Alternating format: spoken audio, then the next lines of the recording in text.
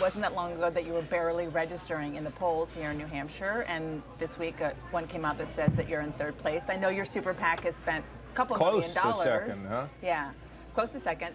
But what do you attribute your rise here to?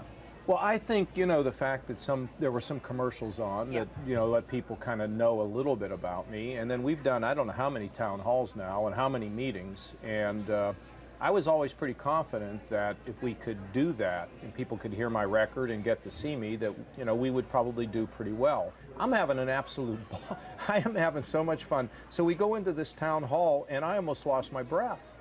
Why?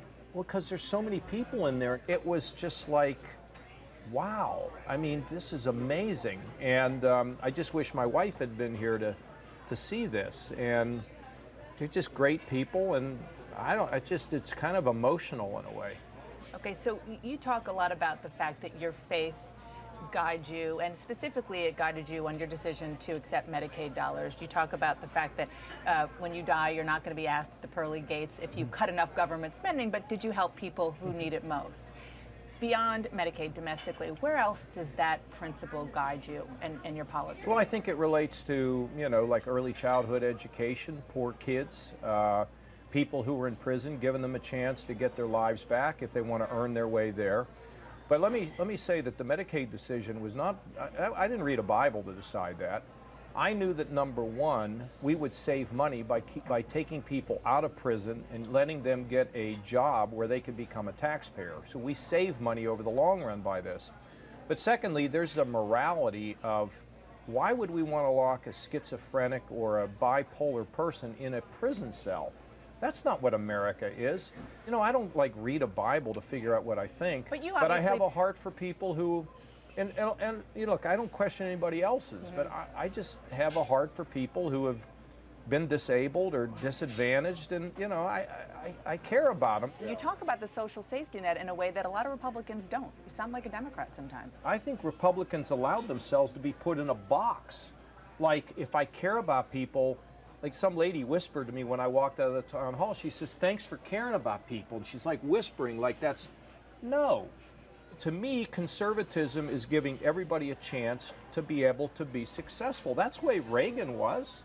I mean, that's common sense. Let me ask you about some social issues. Abortion. You are pro-life. Right. Should there be exceptions? Yeah, I've always been for exceptions. Which for ones? Rape, incest, and life of the mother.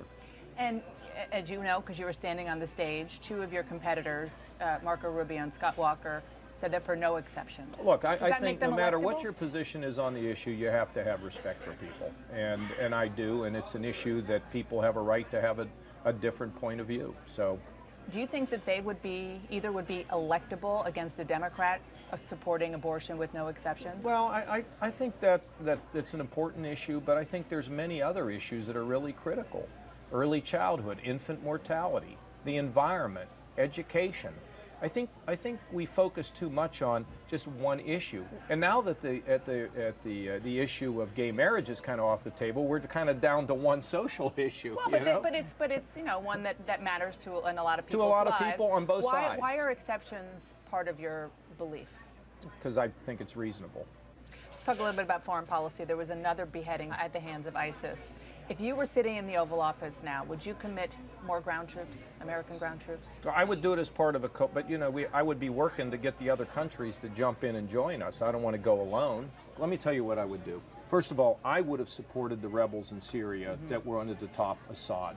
Secondly, I would have a coalition of other countries, including us, on the ground, beginning to degrade and destroy ISIS. Because as you begin to do it, that whole caliphate begins to fall apart in my judgment. Thirdly, I want to praise Chuck Schumer to the high heaven. He may not like it, but I think he's shown great courage on this deal with Iran. One of your competitors, Jeb Bush, is blaming the rise of ISIS on President Obama and Hillary Clinton. Do you think that that's true, or do you think that I don't know what his thinking is on that. Well, just the fact that he pulled the troops out of Iraq and left. Well, we should have had a base left in Iraq. But do you think that President George W. Bush, who launched the attack initially, bears some responsibility? Well, look, I would never have committed ourselves to Iraq. And as you can see, I mean, ultimately, it's probably going to end up being divided into three parts. I think the Kurds are great allies of ours, and we've got to be very conscious of some of the things that they need and balance that off against the Turks, because that's becoming an issue over there. All the religions of the world ought to stand up and say, you blow up innocent men, women, and children, and you think you're going to paradise, there's something wrong with you. You're nuts. And if we catch you, we're going to throw you into prison, maybe for the rest of your life. Okay, last question. We were joking about the fact that you know that you have a reputation as somebody who's a bit prickly, has a little bit of a temper. But you say that's yeah. not true. Well, you know, as people get to know me, they get to understand I'm passionate about things, you know. But I'll tell you something. I'm having a ball out here. People are noting that he may be the happiest candidate in the field. But I got to tell you, I'm not a marshmallow. I mean to get things done. But I've always got them done by building a bipartisan effort. And I'll tell you another thing that's really cool. I have people who have worked around me for as long as 40 years. And we march as a team. We're part of a movement to do something bigger than ourselves. And that's really what it's all about for me and all my pals. Governor, thank you. Thank you. Great to see you. Enjoyed it. Thank you. Thank you.